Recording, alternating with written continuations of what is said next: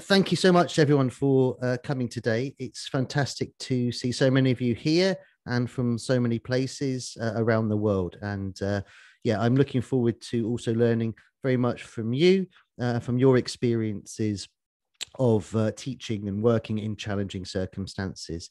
As you can just see here on this first slide, there's some more details there on social media, Twitter and Facebook. So I also run a couple of accounts there about teaching in challenging circumstances and a community group there on Facebook to discuss ideas.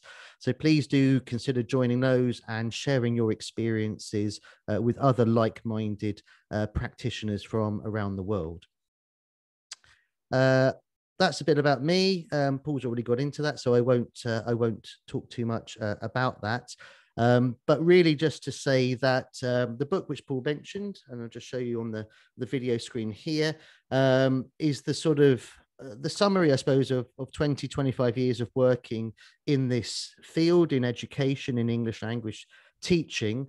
And I hope it encapsulates some of the key principles of teaching in challenging circumstances. And it's a very practically focused book. So it's supported by theory and good research, but it really is about practical strategies for teaching in these situations. And that's what we're going to go through today.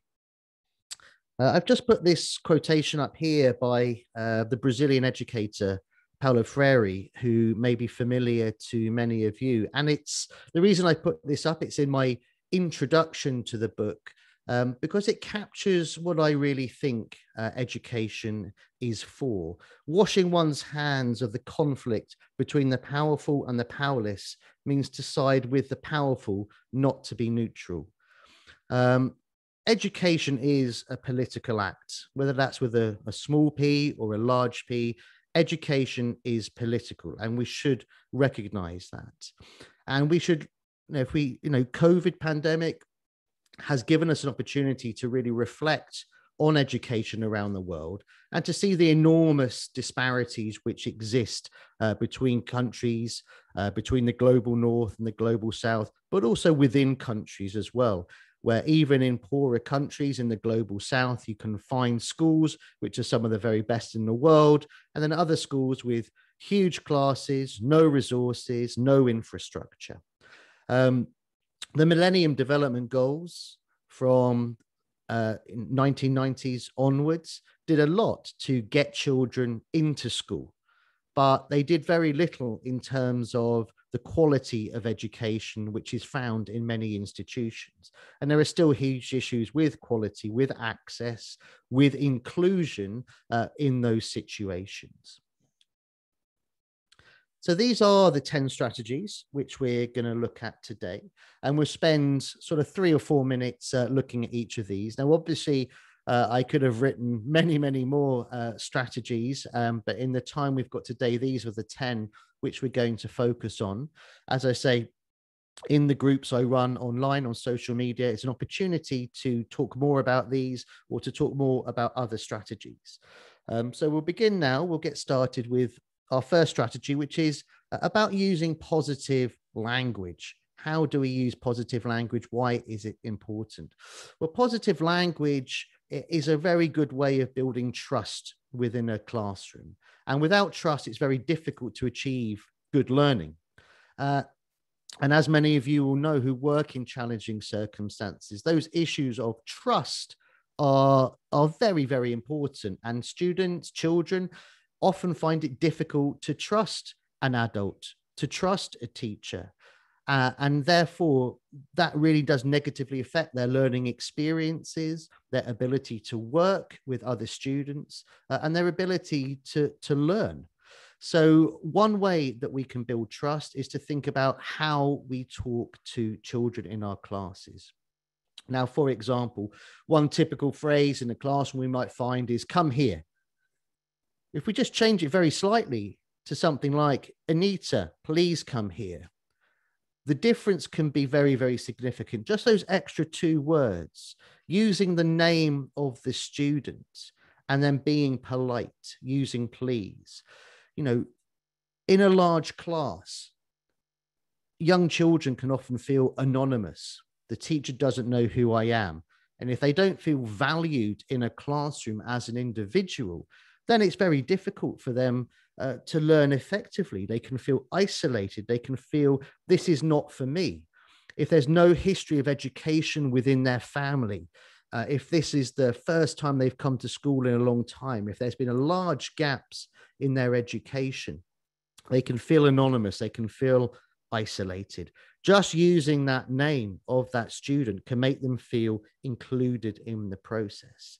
And again, just being polite, it's empowering. It gives the students agency. It's saying, I'm treating you as an equal. This is not a hierarchy in this classroom. I'm asking you politely to do this one thing. So just that slight change in how we say, rather than come here, Anita, please come here, can have a big difference. Another example that we might give, again, stop doing that. Busy classroom, lots of children, things going on, very normal for a teacher to just say, stop doing that, to use that sort of negative language to do that. And it's entirely understandable. But if we just change that again slightly to something like, why are you doing that? Asking them a question, asking them to explain. You're not telling them it is a bad thing. What you're trying to do is to get them to acknowledge that it's a bad thing, to understand why what they're doing is a wrong thing, and then to be able to explain it. Again, we're entrusting them to think about that. We're treating them like people who can think about these things and come to a reasonable conclusion.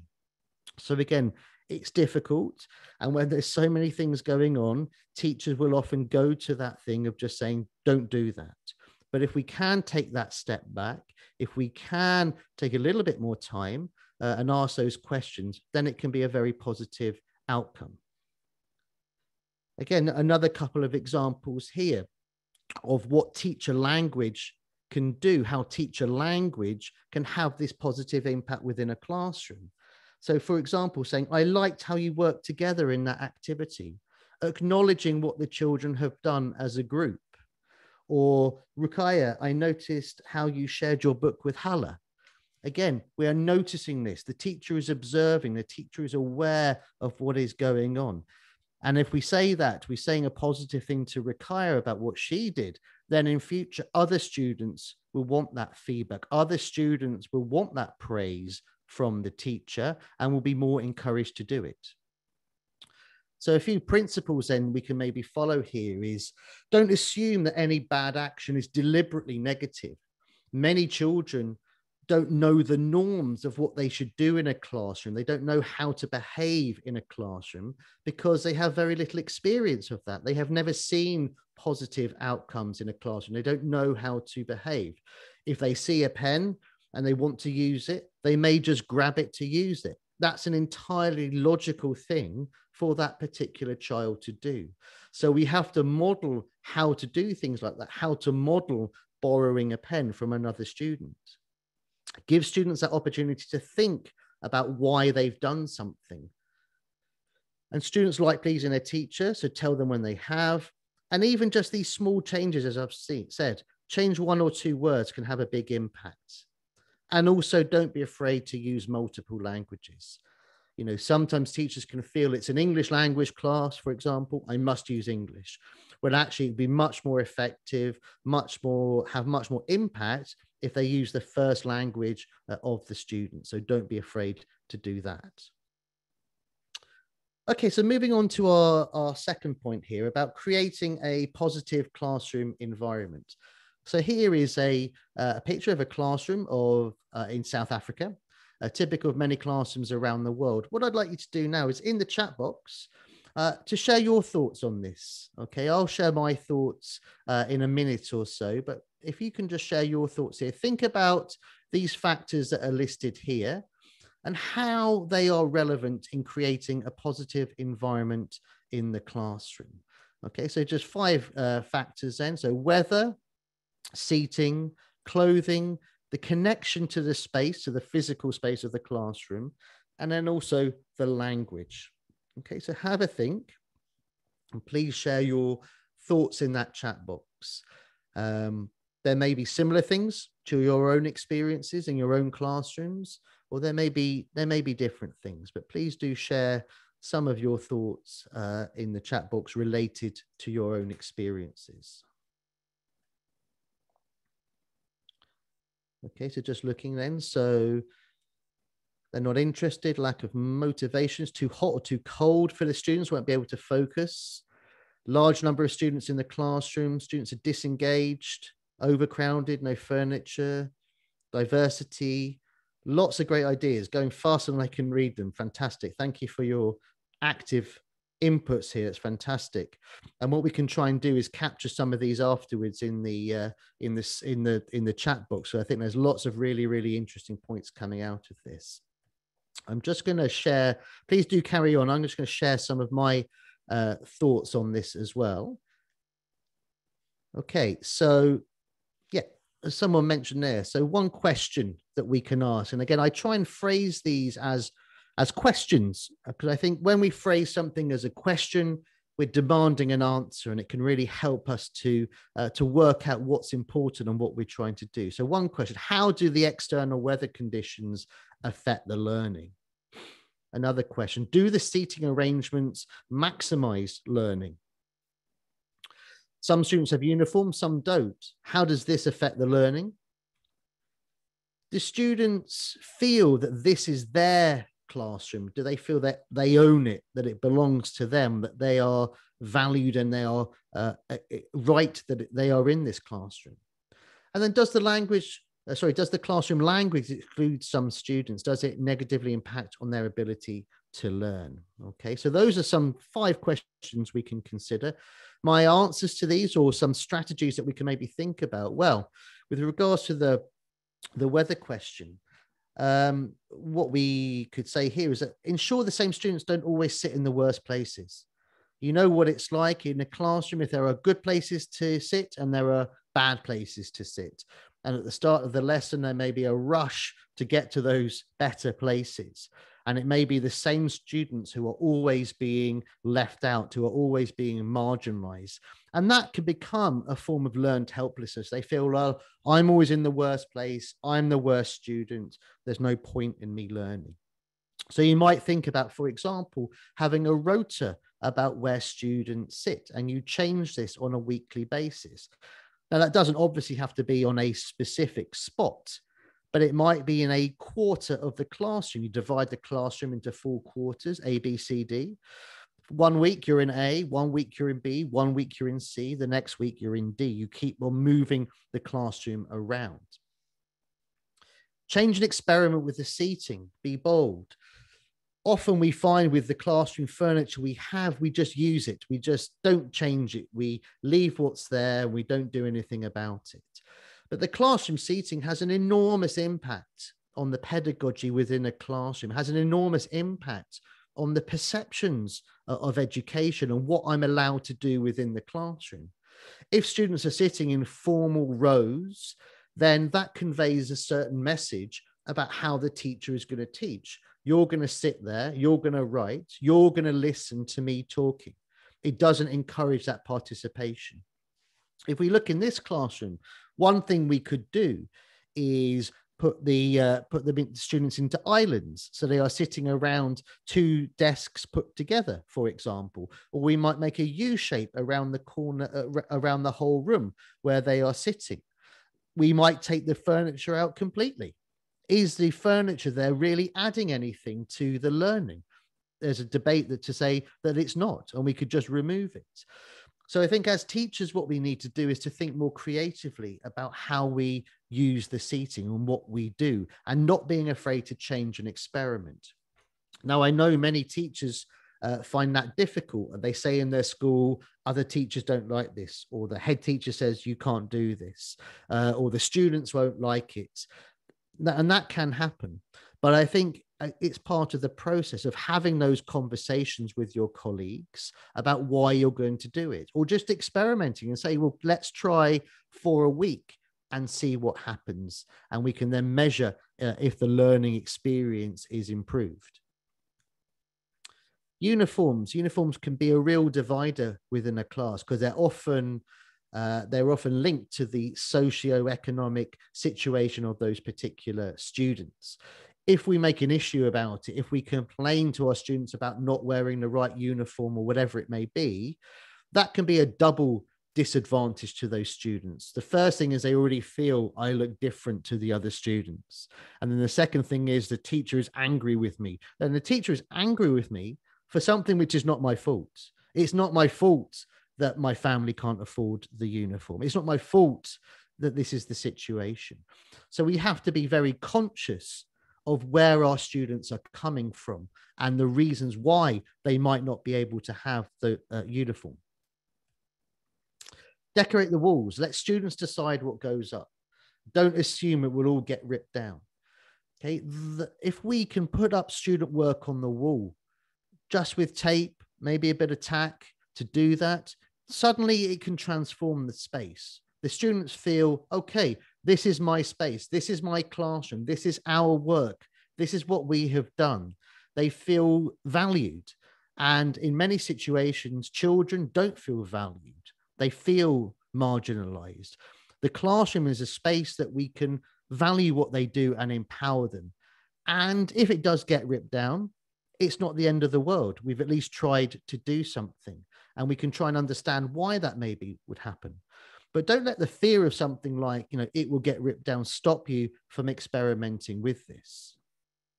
And the last point I'd say then is about using L1s, using the mother tongues of the students as a scaffolding device. So using their language as a way of attaining English, not ignoring it, but using it as a positive way to do it.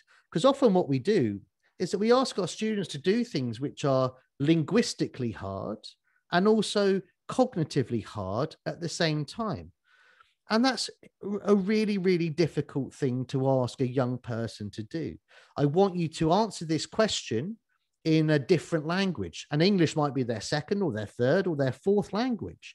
It's a really difficult thing to do.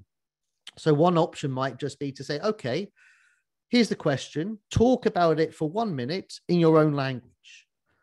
Now do that task again and do it with some English in there.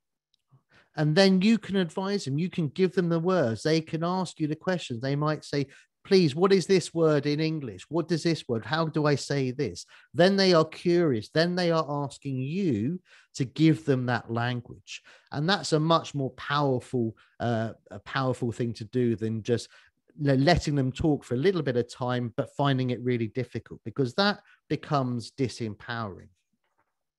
And this very much links to the next strategy I want to talk about, which is about doing whole class tasks. Now, often as English language teachers, we're told, you should do work in pairs. Pair work is the best thing to do. And pair work certainly can be very, very effective. But in large classes with students who are not experienced in doing this sort of thing, where there is a huge disparity of level and ability within particular classes, pair work can often not be a very effective strategy.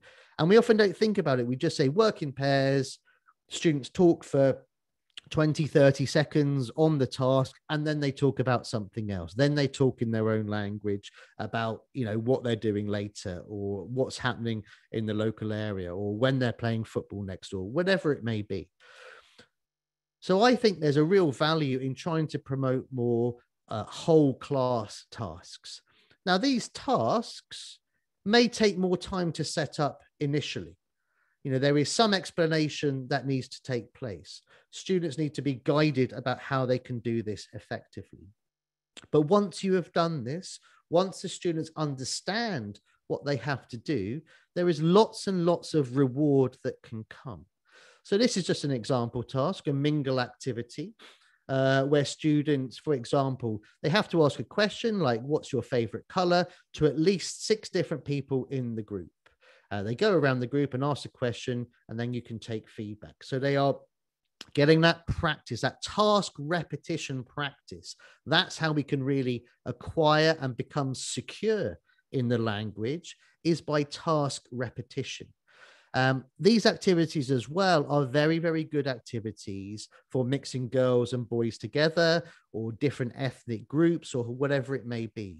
Sometimes in challenging circumstances, we find that, girls on one side of the class, boys on the other side, or that speakers of particular languages or from particular ethnic backgrounds, they sit with each other in a particular classroom. These whole class tasks encourage students to talk to others, but in a safer, friendlier kind of way. It's not saying, you boy, work with that girl, okay, because that can be quite scary for lots of children. But if we do it in this more natural way, then it's a way of breaking down some of those barriers.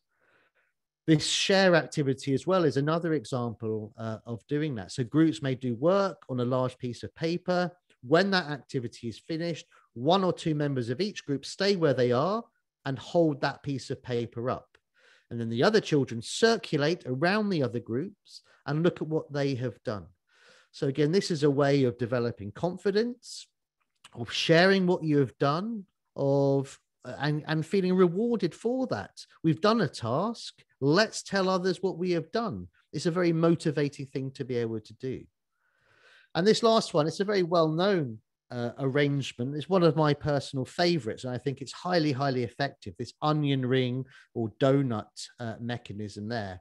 So you can see those two circles that are there, an inner circle with students facing outwards, and then an outer circle with the students standing opposite. They do a particular task, and then after an amount of time, the outer circle just moves around one place. And then they are talking with another student. They are repeating that task. And then after another minute, they move around again and then repeat the task with another learner. Now, again, what's good about this is that they are learning each time from the feedback they've had with the previous students. They're able to correct their own mistakes. And this is, again, a much more authentic piece of language practice. And as a way of them being able to recognize their own mistakes. They are becoming much more communicative, and it's a much more natural way of acquiring the language. Now, all of these tasks can take place in a classroom, but you can also, for example, do them outside in a playground or in an area outside the classroom. Again, this is something I think we need to think more out of the box, think of how we can do this. We can set this up in a classroom, but would it not be better to do it outside? Now, that will obviously be different in each situation, in each context.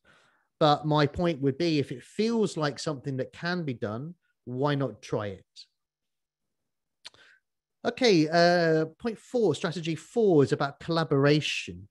So what I'm going to do here, I'm just going to talk to you a little bit about an activity I ran with a group of Syrian refugee teachers in Lebanon, in the Bekaa Valley in Lebanon. And what's the value of this activity? I think it's a way of getting people to work together, and especially with writing. We don't really often think of writing as a collaborative task, but there is no reason why it shouldn't be and why it can't be. Students find it hard to write things by themselves. It's a difficult task to do. So why not allow them to support and help each other in doing that? And the point I make at the bottom here, I think it can also be a very significant therapeutic effect and benefit as well from doing this task, as we'll see in this example. So what you might do, you have a group of 6 students, let's say, and each of those 6 students has a piece of paper and a pen. And you say to them, okay, everyone write down the title of a story. It can be any title you like. Make it interesting. And this is a real example. Okay, so this is a real example from these Syrian teachers in Lebanon that I worked with. And the teacher 1 wrote down the surprise.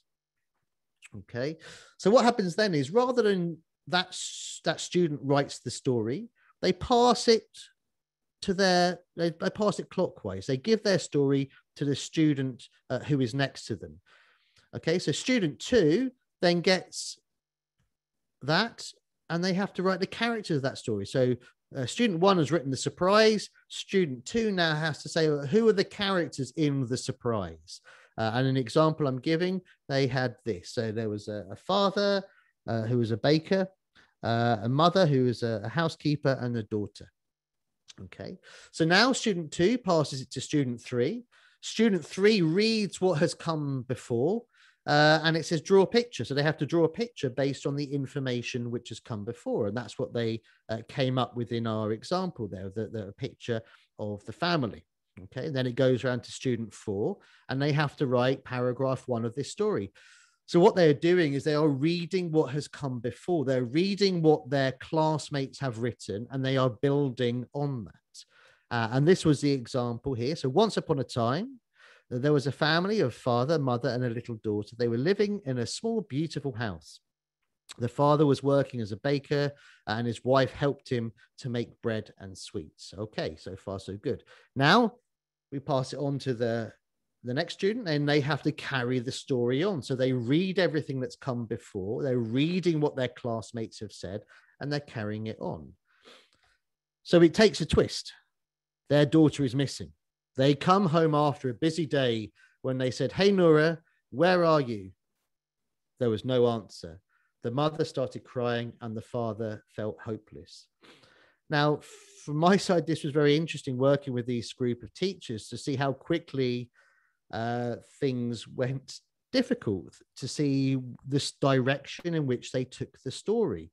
You know, many of these teachers were suffering from trauma, and but they haven't necessarily got very many opportunities to try and process this trauma. There's very few psychological services available. It's very difficult to access, etc., etc., etc. And some of them after said to me, this was one of the few opportunities they actually had to reflect on this. And I think one of the advantages of doing it in this storytelling kind of way, and to do it in a way in which they are all co-creating a story, they are writing this story collaboratively, is that they can be anonymous. It's not, I am writing my story by myself. It's, we are writing a story collectively. And it allows people to have a certain protection. It allows them to not be tied to what they are saying, to get the benefits from being able to express it and discuss it and talk about it, but also it allows them to be anonymous at the same time. Okay, so then we move on to the final paragraph. I'm sure you want to know what the ending was. And this was, after hours of searching, they found nothing. They called the police and everyone they knew, but still no response. So the parents felt hopeless and started to imagine bad things to their daughter. Suddenly, Nora jumped from behind the curtain saying, "Don't give up." So again, it's sad, but then we come to this positive ending. And I think that was a very important message for that group of teachers, that they were able to make it right. They were able to come up with something positive by the end. Even though the story was going in a tragic direction, they could change it round at the end. So I think there was all this, as I say, therapeutic benefit, but there was also a very clear language learning benefit as well from this activity. And there it is. There is the actual story that was written. Okay, strategy 5 then, challenge the textbooks. So as I said at the start, education is a political act. And textbooks, course books, resource books, learning resources are the product of the education systems in which they exist. Textbook contents are not value free. They are shaped by a wide range of forces. Often they are written by ministers or ministries of education in urban areas, a long way away from where you may be teaching. Those people may be often men. They may be from dominant social groups, and they may not reflect the reality or the reality that the people using those books wish to see. As we can see here from a gender perspective, we see the police is a man, driver is a man, nurse and typist are women. Those are the preconceived roles for those particular sexes. Okay. And we see that in many books as well. Some more examples that you can see here. Now, teachers often don't have the choice about what they teach or what textbooks they use. But what we do have the choice to do in our own classrooms is what questions we ask about them, how we use those textbooks. So we can't necessarily change the text because we have to teach that, but we can ask these questions, for example. So we might say to our students, what does this text say about your community or society? Do you agree with this? Why or why not? What are the problems of portraying your community or society in this way? What does the text not say about your community or society? Why do you think these facts have been omitted, left out? What would be a more accurate way of portraying your community or society? So what we are doing, again, following in this quotation from Paulo Freire, what we're trying to do is to get our students to be more critical, to realize the situation within which they are learning, to understand the forces which have shaped this particular textbook. We shouldn't just accept it if it's portraying a particular sex, a particular group, a particular sexuality in a negative way. We should be challenging that. Otherwise, our students will just accept it as normal. This is what is right. This is the existing way of being. So we should push back against that if we feel that it is incorrectly reflecting either how society is or what society should be like. We can't change the text, but we can change our responses to the text. We can change the way in which we ask about the text. We can take that step back and ask our students to do the same thing. And that's something I think that it's very important to do.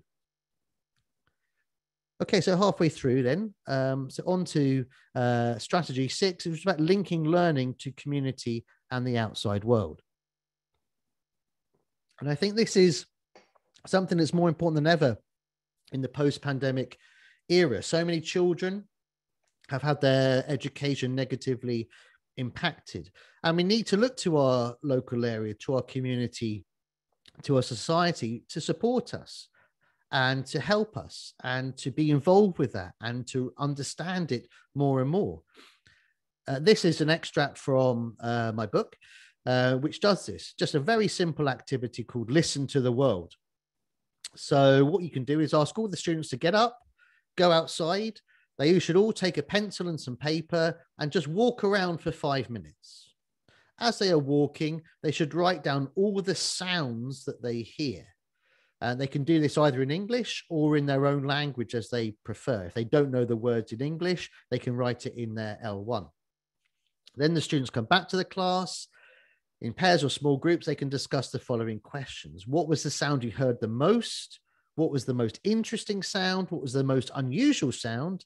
What sound is easiest to make with your own voice? Can you do it? So what we're just doing is ask them to reflect on what they've heard. We're using nature and the community as a learning resource, as a way of acquiring English. And that's a very positive thing because we're using it for good reasons. We are really reflecting on what is there and what we want to do with that language. And then we can take feedback from the whole class at the end, which again, I think is a really interesting process to do. Another thing we can do is a community map. Now, like education, making maps is also a very political act, is a very political thing to do. What do you record? What do you put down? How do you describe it? Etc., etc. What's at the center of that particular map? What's at the edges? What's at the periphery of the map? Now, community mapping means the students work together in drawing a map of their own community, as in the example that we can see here. And it can be a very instructive process for students to do this and then to compare it to official maps to see what they think is important. Now, and then students can compare with each other as well and to see the similarities and differences about what they have recorded. And again, when they want to label the map and to use language, they will ask you for those words. They don't know the word for bridge. Tell me, teacher, what is the word for bridge? What is a roundabout? What is the word for flooding? Whatever it may be. The request for language is coming from them, and it's really deeply involving them in the process. Empowering students. So that's something which I've been talking about a lot throughout, but looking at specific strategies through which we can do this. In challenging circumstances, students need to develop their confidence and feel valued and believe that they can have a positive impact on the lives of others. And this is an example activity, again, which I did in Lebanon with for Syrian primary level students there, as a way of linking developing literacy with again, a therapeutic effect, and having those advantages that they can develop their confidence and feel they can have a positive impact on the lives of others. So we might start. So the green, the text in green is the kind of what students are doing. So you bring a student up, give them a letter A like this, and say, okay, I'm going to tell you a story about the letter A. So once upon a time, there was a letter A. The A lived on her own. And then I would ask the class, how do you think the A felt? You can answer in the chat box if you like. Okay, so how do you think the A felt? Answer, sad. Okay, so then the student, you get the student to draw a sad face on the A. Oh. And then I say, well, okay, how can we make the A feel better? Okay, and then what the students will do, we can try and elicit the response for them. How can we make the A feel better? Well, give them some friends, give the A some friends. And then what they do, the students draw as many A's as they can in 10 seconds. A. They're writing it down really, really quickly. So what we are doing is literacy practice. They are practicing the writing. Okay, so now there were lots of A's. And how does the A feel now? Okay, again, answer in the chat. How does the A feel now? Okay, happy. And so the student at the front can change the sad face to a happy face. So again, what we are doing here is we are linking the learning to their real lives and how they are feeling. We are including them in the process. And very importantly, we are telling them you can make people happy. You are valued. You're important. You know, even though it's only a picture on a letter A, you can make that impact. And it's a very powerful effect when the whole class is behind that, when the whole class is doing that sort of thing. And as well, of course, is they are practicing writing. They don't know it. You are smuggling in the learning. And as we know, when you can smuggle in learning, it's a highly effective strategy. Okay, so now strategy 8. It's also very important to look after yourself. Teaching in challenging circumstances, as you will know, you don't need me to tell you, is a difficult thing to do.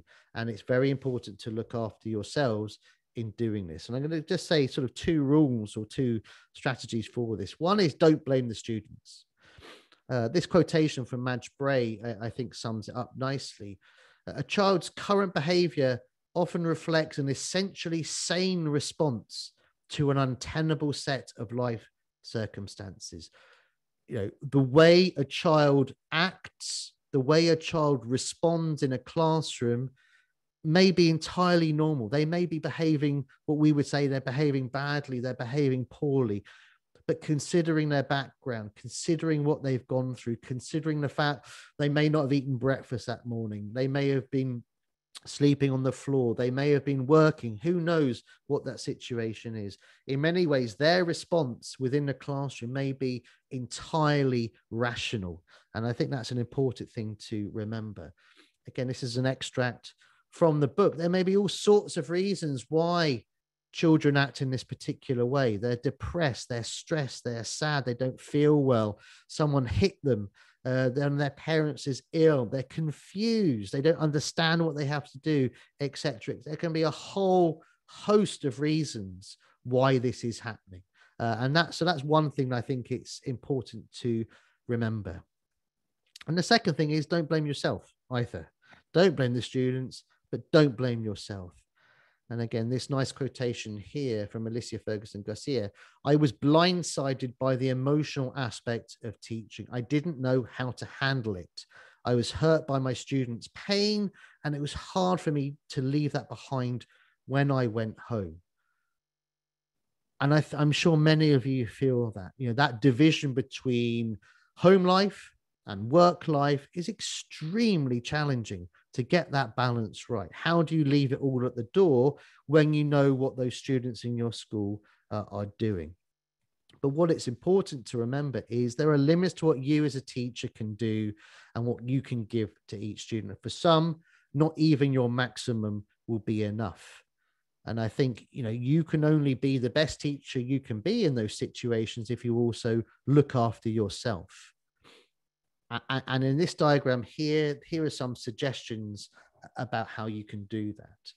So one is about lowering your expectations.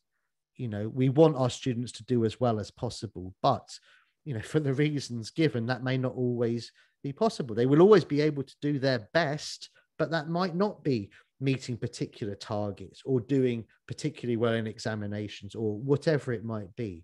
So you think every time a student comes to your class, though, what can they learn? Can they learn something? Can they have some positive experience? Okay, so lower your expectations. Be professional, but not familial. Help the students, work with them, but don't cross over into that line to feeling you're their parent. You're not their parent. You're their teacher.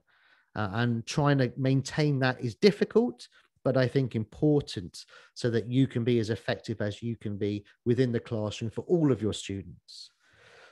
Talk to your colleagues. They will be feeling similar things. Share your ideas, share your experiences with them. That's a positive thing for you to do, but there can also be practical benefits from that as well. Take some personal time in the day. I'm not saying take an hour. I'm saying, try and take a minute or two here or there just to decompress, just to take a moment, just to stretch, whatever it may be. Look, again, linking to this next point, looking after yourself physically, drinking water, those sorts of things. Again, I've seen it so often. Teachers forget about that. They don't look after themselves physically. Trying to teach many lessons in the day in those challenging circumstances when you're not in the best physical condition to do that is extremely difficult. Talk to your managers as well, obviously depending on the relationship you have with them, but if you can, that's a positive thing to do. Keep a teaching diary where you can reflect on some of these things and remember and identify strategies that you could potentially use next time. And then talk to your friends and family as well. Okay, I'm just going to go a little bit quickly now because I know we're running out of time. Number 9, I'm afraid it sounds a very boring strategy, but I think it's very important. Create good storage systems. In challenging circumstances, there's lots of turnaround, lots of churn. Teachers may come and go, often very much in sort of refugee settings. That can happen sometimes overnight. So create good storage systems for exams, for lesson plans, for learning resources, both for physical things and also for digital things. It takes a bit of time to do this, but once that system is in place, you can use and reuse those materials again and again and again. Teachers, you don't have time in situations to keep on creating new resources. Okay, so conserve the ones you have, store the ones you have well, and that can be a very effective thing to do. And the last one, be human. Okay, you're a teacher, but you're also a person. This is a picture of me with my cat. I'm the one underneath. But I think just doing things like this, showing yourself as a human, not being the teacher, the trainer, the head teacher, or whatever it may be, presenting yourself as a human is really, really important. We're in this together.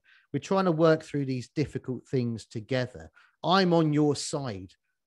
We need to work together on this. Let's support each other in doing this. Okay, so presenting yourself as a human, drawing on your personal experiences, sharing your personal experiences with your students is a really effective thing to do. So don't be afraid to do that. This is at a school in Indonesia that I was working at in Jakarta. And this is the picture that was at the front of the school. When you went in, this is the picture that you saw. And I think just humanizing it, it's not your usual sort of boring school photo of everyone looking serious, everyone looking sad. We're all being very studious and so on. It's children looking like children. And if you go into a school and you see this picture, you think this is a happy school. This is a positive environment for learning. And just underneath this picture was this one of the teachers. Again, it's not your usual sort of teachers in their, in their formal dress, looking serious. It's like, no, they are showing their humanity. And you look at this picture and you think, do I want to work in a school like this? Do I want to learn in a school like this? I think the answer would definitely be yes. This looks like a good place to learn. So I think that last point, be human. Don't be afraid to show that, because the education system should emerge from the society within which it is there. We shouldn't be following. The education system is not about just following protocols, doing the right thing, being quiet, maintaining civility, all of those sorts of things. It's a place to have positive learning experiences and get positive learning outcomes. And that is possible in challenging circumstances. It's not easy, but it is possible. And hopefully some of the strategies which we've talked about today are a way of achieving that. So thank you very much for your time and for listening. I hope it was helpful. And I think we've got a few minutes now for Q&A as well. So please do ask your questions. And I say there's the social media examples again there. So please do follow or join those groups. As I say, I hope this is very much the start of our sort of discussions together. Thanks, Chris. That was great. I particularly like that photo of you with a cat on your head. It's very striking.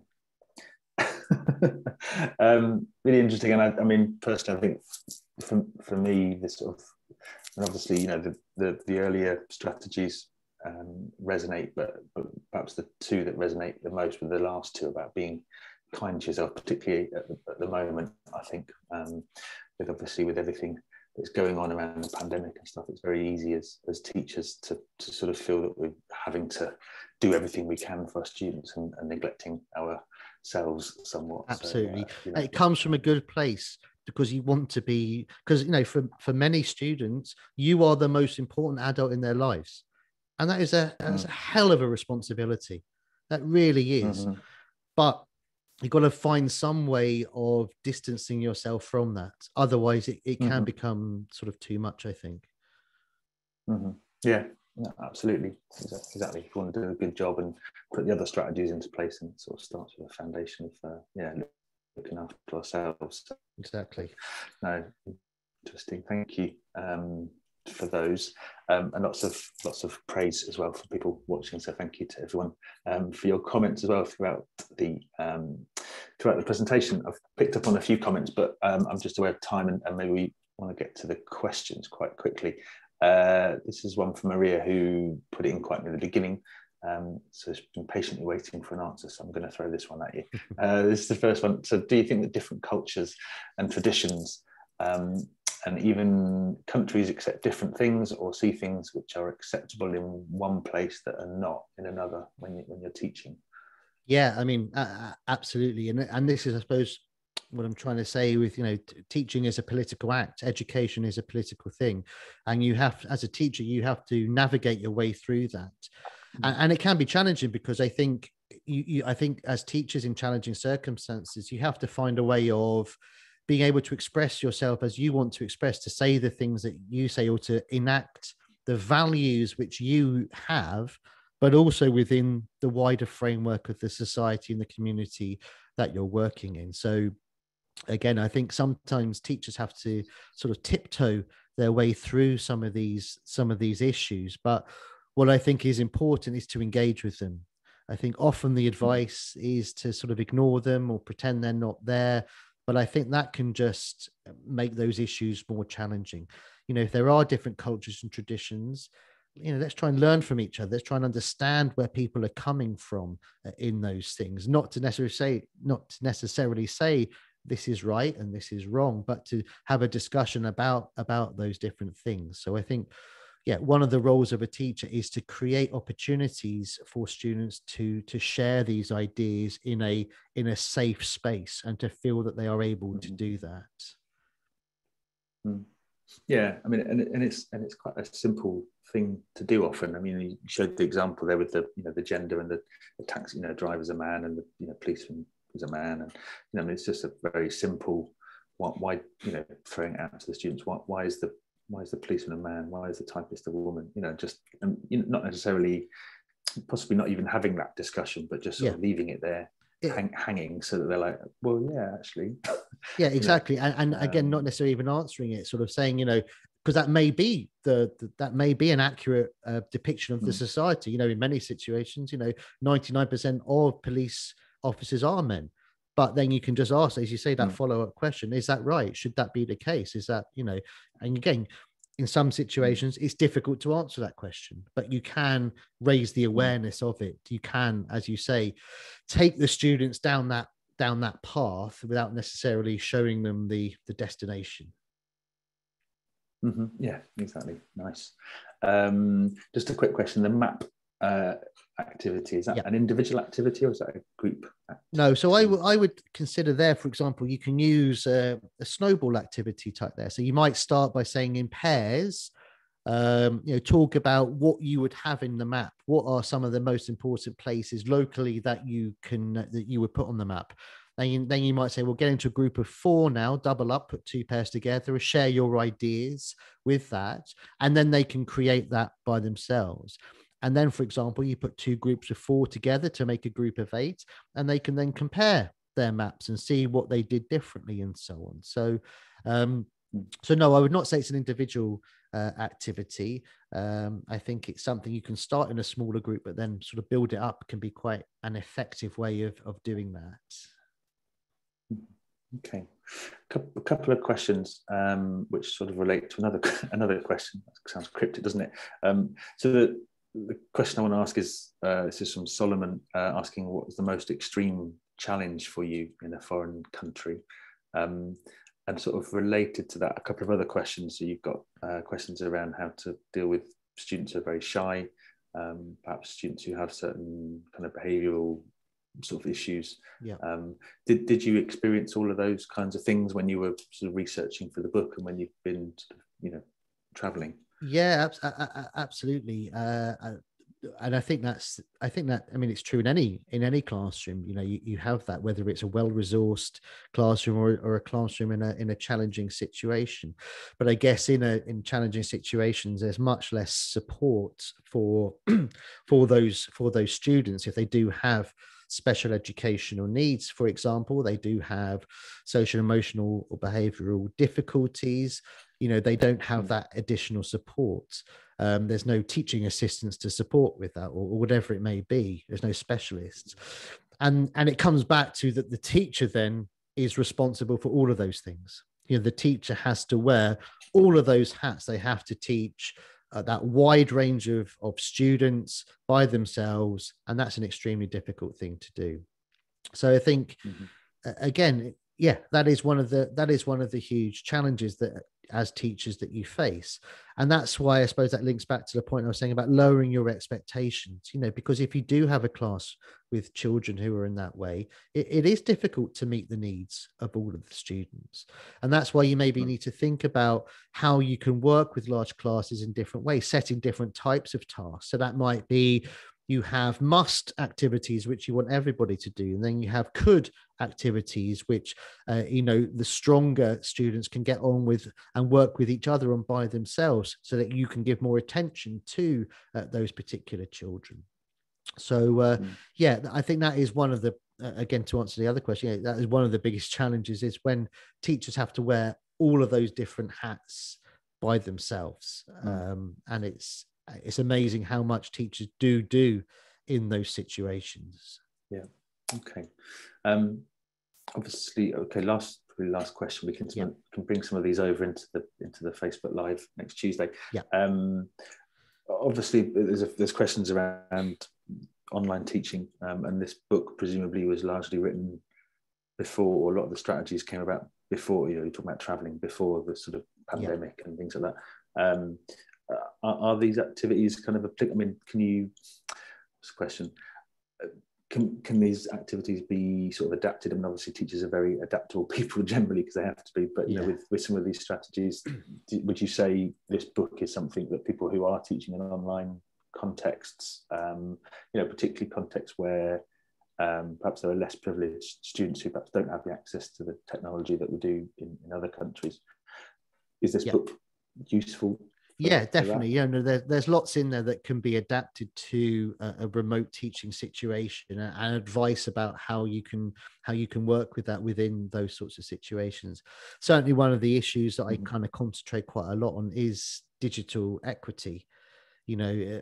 I think that is a growing issue that we need to consider as a sort of learning and teaching community. The students who do have access to hardware and software and data and all those sorts of things there's likely to be a gap growing between them and those who do not. So I think there are things that you can do.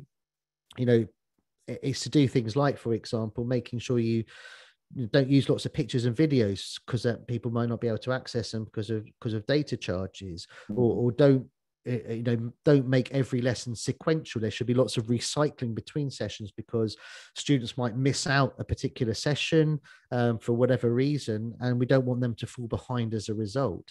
So whatever the context we're in, we do have to adapt the digital provision to meet that. Okay, possibly the title of a sequel, a subsequent book. Yeah, Teaching 2. Yeah. Okay.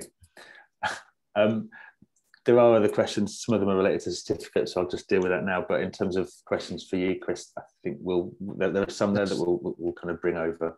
Absolutely, and I would say as well, please do feel free to. Yeah, also please do feel free to sort of contact me through the kind of the mechanisms I gave: Facebook, Twitter, my website, or whatever. If you've got questions as well, I'm very happy to answer those. Okay, thank you. The slides, I believe we're going to make a version of the slides available. Yeah, okay. And I've put links in the chat, so if you've missed anything in terms of contacting Chris or certificates or recordings, then you will get an email tomorrow with those links. So don't panic if you were panicking.